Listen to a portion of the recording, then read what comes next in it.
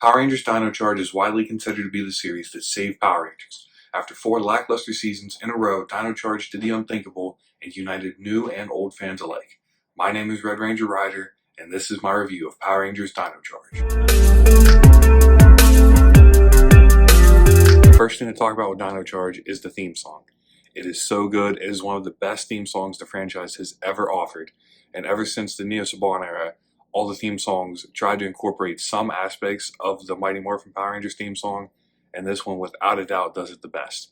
It's great when you watch it. It got rid of the stupid saying their name things, and in battle, it just makes the show so much better. Next up is the story, and to clarify, this is only a review of Dino Charge. Dino Supercharge will be its own separate video because, as we all know, that story kind of fizzled out. But the Dino Charge story is very, very good. It's close to perfect as any of the Neo Saban seasons have ever gotten. A lot of that has to do with the genius invention of the Energems. Right from the start, you know there are 10 Energems, there's going to be 10 Rangers. So every time someone pops up as a Ranger, it makes sense. The idea of having a bounty hunter as a villain makes sense. Everything unfolds in such a natural way that even the filler episodes are enjoyable. From start to finish, the story of Dino Charge is just fun. Even the way the season ends, paralleling the beginning of the show and just leaving a little bit of a tease to what's to come in Dino Supercharge is so well done. I cannot give credit enough to this story. It's not perfect, but it's as close as Neo Saban had ever gotten. Next up is the villains, who, starting with Sledge, is a very good villain. He's not the best, he's not incredible, but he's a very, very good villain. I would put him above Grum just because he does something. He does something. He doesn't sit on the sidelines when he doesn't have to. He'll go out. He'll fight the Rangers. He took an Energem. He's a good villain. He just doesn't have that spice to put him over the top to be the best. On equal footing with Sledge, though, are the villains of the week and the recurring villains. Like Fury, one of my favorite villains Power Rangers ever offered. I love him. I loved the ice monster, the puzzle guy. There's just so many good and memorable villains in this season. I don't think these are the S tier best Power Rangers ever offered, but I do think they're very, very good villains.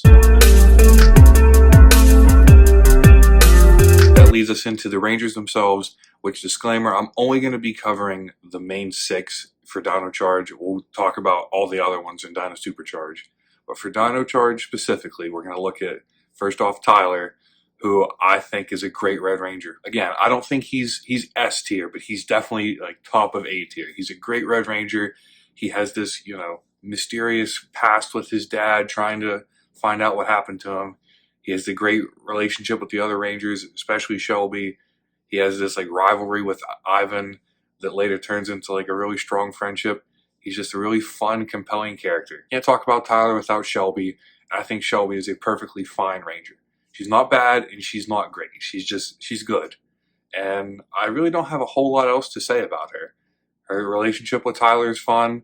The dinosaur know-it-all gets a little annoying sometimes, but she's still a charming, fun character. Then we get into my least favorite Ranger, Riley, who I don't want him to be my least favorite. I just feel like they underutilize him, and when they do utilize him, it's to be the Mr. Know-It-All, and I don't really care for that.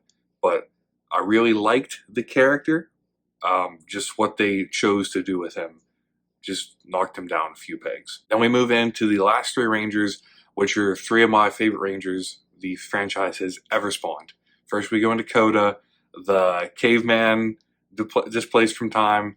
He's so fun to watch. He's funny, he's charming, he's strong, he cares about his friends, and he doesn't fit into the typical stereotypes of the Blue Ranger. He's really not the second in command. He's not really smart. He just has a big heart, a big stomach, and he loves his friends. Next up is Chase, who I would argue is the second in command of this team. Everyone seems to doubt him.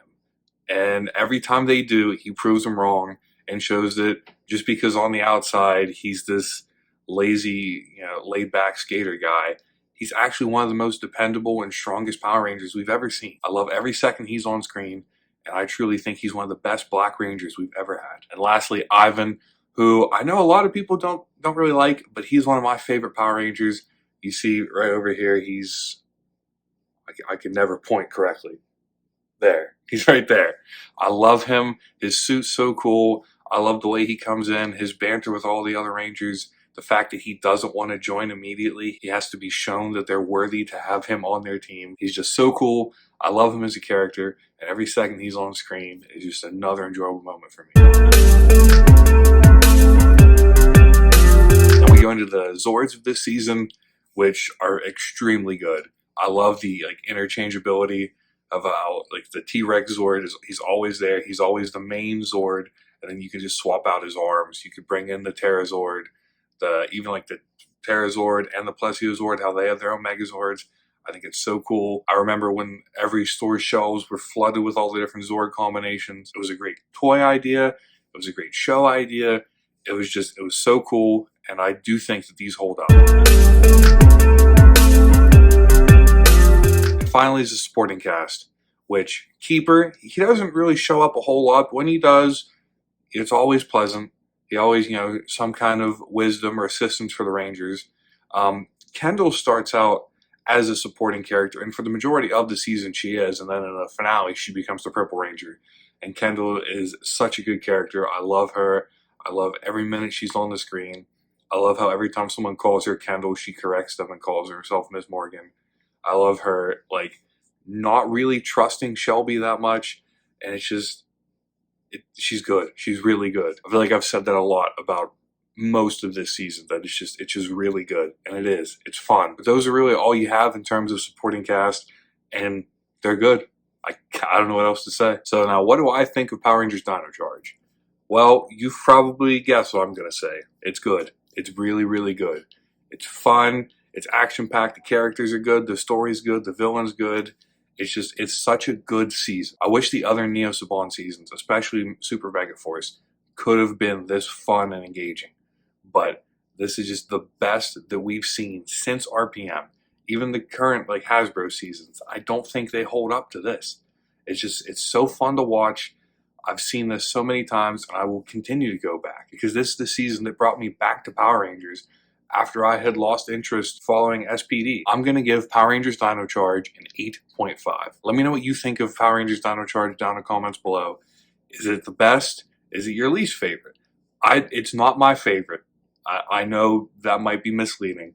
There is one or two more that I would put above this, but this is it's so good. That's going to do it for today. My name is Red Ranger Rider, and I'll see you in the next one.